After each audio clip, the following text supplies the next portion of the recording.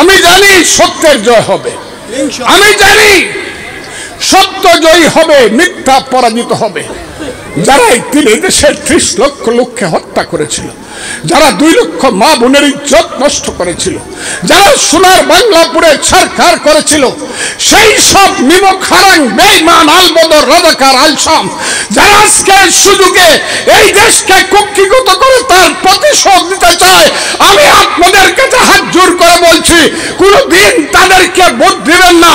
বাংলাদেশে তাদের বিরুদ্ধে আপনারা রুখে দাঁড়াবেন এবং আমি বারে বারে আপনাদের দরজায় আসবো মানুষের জন্য, আপনাদের সবার জন্য। ওই যারা আমার কাছে দাবি করেছেন রাস্তাঘাট, আরে রাস্তাঘাট হলে আমি এমপি তো আমার রাস্তাঘাট চেয়ারম্যান দিয়ে করাই দিব, আমার আওয়াজ লাগবে না। আমি অনেক কাজ করব। এই এলাকা হবে সোনার এলাকা, এখানে ভাইয়ে ভাইয়ে গন্ডগোল থাকবে না, পাড়ায় পাড়ায় গোষ্ঠী গোষ্ঠী দ্বন্দ্ব থাকবে না। এইখানে বিএ পাস এমএ পাস করে কোনো সন্তান বেকার থাকবে না। এইখানে যুবক ছেলেরা বাজারে এসে হিরোইন গাঁজা মদ খায়া পড়ে থাকবে না। প্রয়োজনে তাদেরকে সুস্থ করে বিদেশে পাঠাইমু চাকরি করার জন্য।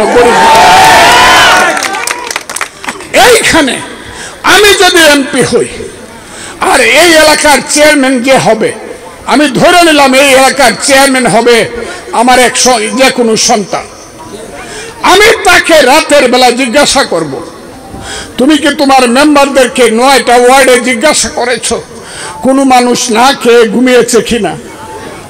আমি এমপি হলে ইটনা অষ্টগ্রাম মিটামইনে কোন গরিব মানুষ যদি না খেয়ে ঘুমায়, আপনাদেরকে আমি কথা দিচ্ছি, শপথ করছি, সন্ধ্যার সময় পরের দিন আমি ভাত খাবো না, আমি উপবাস থাকবো বলে।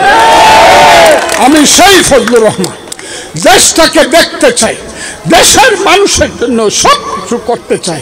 সারা জীবন আপনাদের দুয়ারে দুয়ারে ঘুরেছি, জীবনের যৌবন গেছে, এখন বৃদ্ধ হয়ে গেছি, কবে মারা যাবো জানি না। প্রতিদিন আপনার দৌড়ে এসেছি, ষড়যন্ত্র করে আমার ভোট লুট করে আমাকে ফেল করানো হয়েছে। এটা আমার জীবনের শেষ নির্বাচন। আপনারা কি চান না আমি আপনাদের প্রতিনিধিত্ব করি?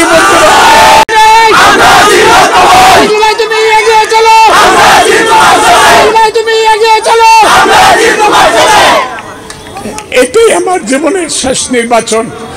আপনারা দয়া করে আমাকে ভোট দেবেন। এই কথা বলে আপনাদের সবাইকে ধন্যবাদ জানিয়ে জানতে চান ভোটটা দিবেন কিনা?